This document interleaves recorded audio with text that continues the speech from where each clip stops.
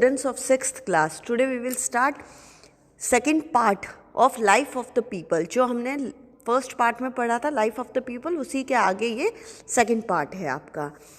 Harappan time के बारे में पढ़ेंगे। बना हुआ कपास का एक टुकड़ा बरामद किया गया था मोहनजोदारो से। कपड़ा छाप से कई वस्तुओं पर मिला।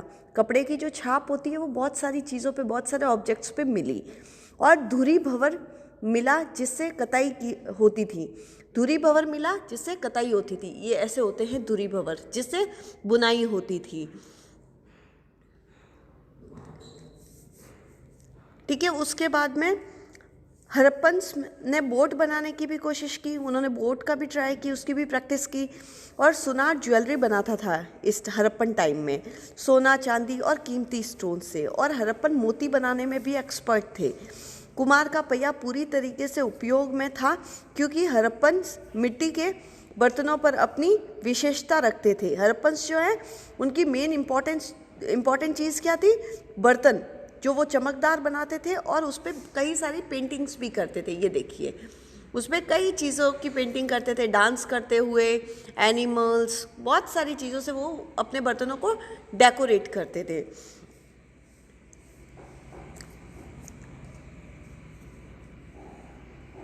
और हड़प्पन्स की सबसे बड़ी खोज क्या थी? सील थी। ये देखिए, इस तरीके की सील होती थी, हड़प्पन सील्स जिसे कहते हैं। इनके ऊपर भी क्या होता था? कुछ एनिमल्स बने हुए होते थे, जैसे सींग वाले भेड़, भैंस के गेंडे और बकरी, और भी कई थे जो इन सील्स पे बने हुए होते थे। हड़प्पन आर्टिस्ट बहुत सुंदर तस्वीरें बनाते थे मेटल पर। हड़प्पन आर्टिस्ट जो है वो बहुत सुंदर सुंदर तस्वीरें बनाते थे मेटल के ऊपर। हमें पकी हुई मिट्टी की कई मूर्तियां भी मिली हैं, जिन्हें आमतौर पर टेराकोटा कहा जाता है। या तो उन मूर्तियों को खिलौनों के रूप में यूज़ करते थे, या फिर वो पूजा के लिए यूज़ करते थे, वर्शिप के लिए यूज़ करते थे।